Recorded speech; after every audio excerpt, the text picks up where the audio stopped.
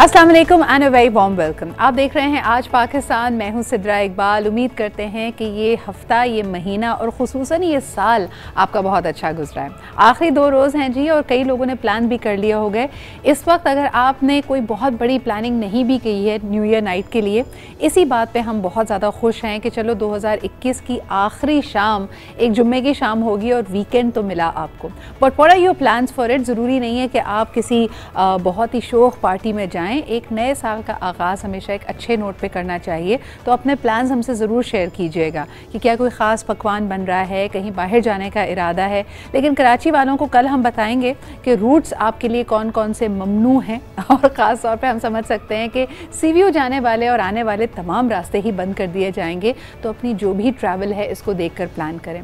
इसके अलावा जो मुल्क के दूसरे इलाकों में रहने वाले हैं, शदीद सर्दी की लपेट में ज़्यादातर इलाके, मैदानी इलाके जो हैं पंजाब के, वहाँ हम देख सकते हैं कि धुंध बहुत ज़्यादा है। तो प्लीज़ जो भी आप ट्रैवल करें उसमें अपनी सेफ्टी को और जो विजिबिलिटी फैक्टर्स हैं उनको मद्देनज़र रखिएगा।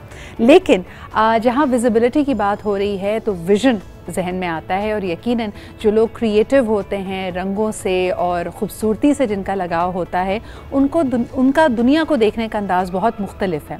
आज हम आपकी मुलाकात कराते हैं एक ऐसे ही बहुत ही क्रिएटिव शख्सियत से जो कि एक आर्टिस्ट हैं, पेंटर हैं, स्कल्प्टर हैं। कैसे उनको ये इंटरेस्ट आया ये भी आप उनसे जानेंगे और इस शौक़ के दौरान उनका सफ़र कैसा रहा, क्योंकि ना सिर्फ पाकिस्तान में बल्कि इंटरनेशनली ये कई एग्जिबिशंस कर चुकी हैं। इनकी पेंटिंग, इनके स्कल्पचर्स को दुनिया में सराहा गया है। आज हमारे साथ मौजूद हैं रिफत शाहीन। अस्सलाम वालेकुम रिफत। वालेकुम सलाम, कैसी हैं आप? बिल्कुल ठीक ठाक Rifat, thank you so much for joining me live from Lahore.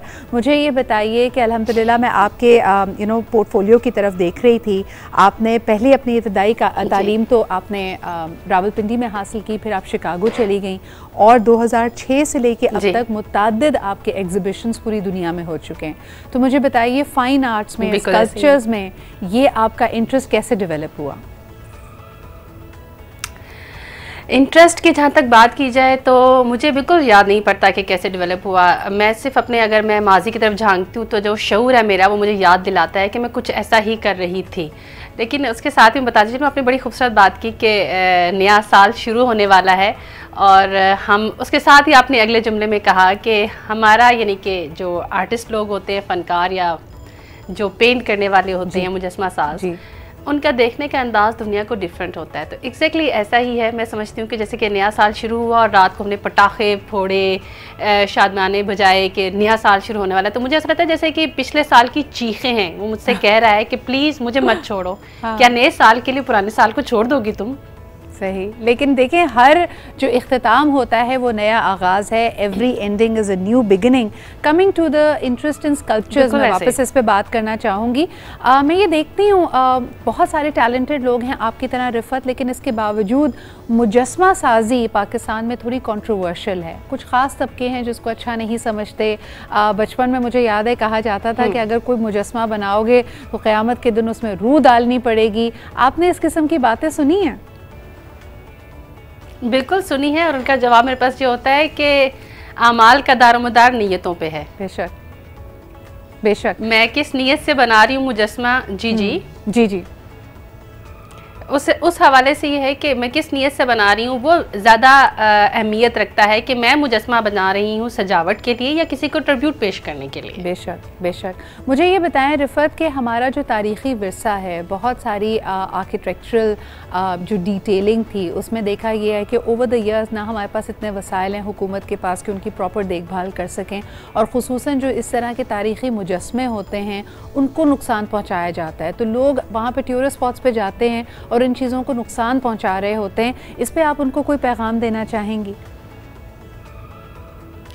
हाँ, बिल्कुल पैगाम देना चाहूँगी कि ये वो चीज़ें हैं जो कि नायाब हैं, किसी कीमत पे दोबारा ख़रीदी नहीं जा सकती, दोबारा बनाई नहीं जा सकती, क्योंकि वक्त गुजरने के साथ साथ जो इनका पुरानापन है, जिसको हम कहते हैं कि कदीम हो जाना, वो वापस नहीं लाया जा सकता, क्योंकि हम वक्त वापस नहीं ला सकते। तो इतनी नायाब चीज़ों का हमें हर सूरत ख्याल रखना पड़ेगा, वरना हम अपनी तहजीब, अपनी सकाफत, अपना पास्ट ख़त्म कर देंगे तो हमारे पास हमारी शनाख्त के लिए कुछ नहीं रहेगा, और शनाख्त के बगैर कौमें बर्बाद हो जाती हैं। Absolutely, what a strong and a wonderful message. मुझे ये बताइए कि बतौर आर्टिस्ट हम हर ही शोबाजात से आने वाले लोगों से जब मुलाकात करते हैं रिफ़त, तो उनका कोई ना कोई गिला शिकवा होता है।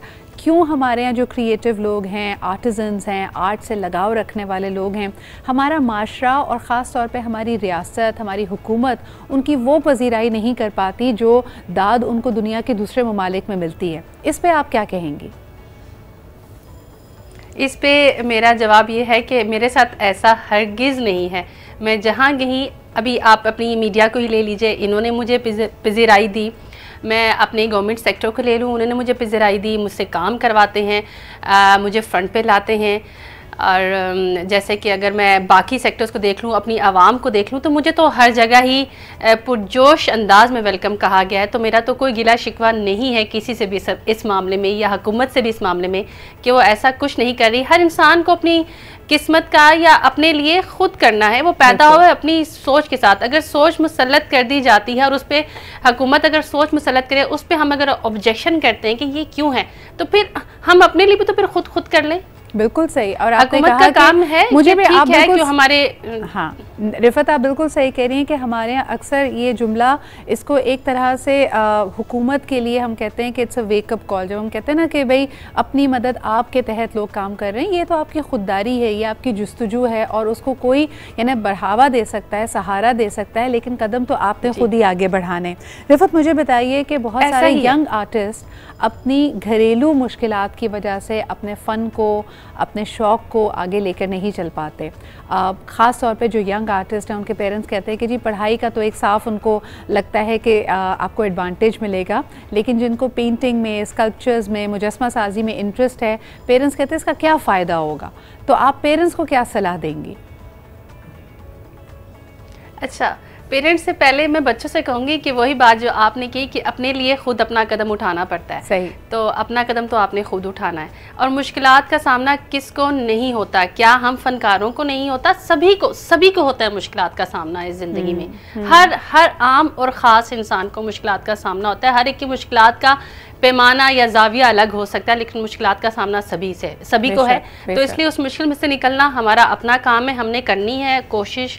और जहाँ तक आप बात करते हैं पेरेंट्स की, तो बड़ा सख्त से अल्फाज में मोस्टली अपने कह सकती हूँ कि अपनी फैमिली में भी इस्तेमाल करती हूँ कि बच्चों ने पैदा होने की ख्वाहिश नहीं की, आपने अपने घर की रौनक के लिए उनको पैदा किया है। तो जब वो पैदा हो चुके हैं तो उनको उनकी मर्जी करने दीजिए, अपनी मर्जी मत मुसल्लत कीजिए। बिल्कुल। और जैसे अंग्रेजी में कहा जाता है they come off from you but they don't belong to you. कई दफ़ा पेरेंट्स जब अपनी मर्जी या अपने ख्यालात उन पे मुसल्लत करते हैं तो भूल जाते हैं कि ये जीता जागता इंसान अपनी कुछ ख्वाहिशें, अपने कुछ ख्वाब लेके दुनिया में आए हैं।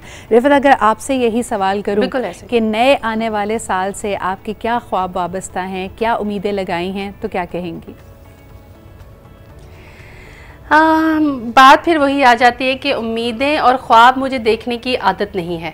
मैं हमेशा प्रैक्टिकल रहने को पसंद करती हूँ, और मैं समझती हूँ कि जितना मैं करूँगी उतना ही मैं वापस अर्न करूँगी, यानी कि जो मैं बोऊँगी वही मैं काटूँगी।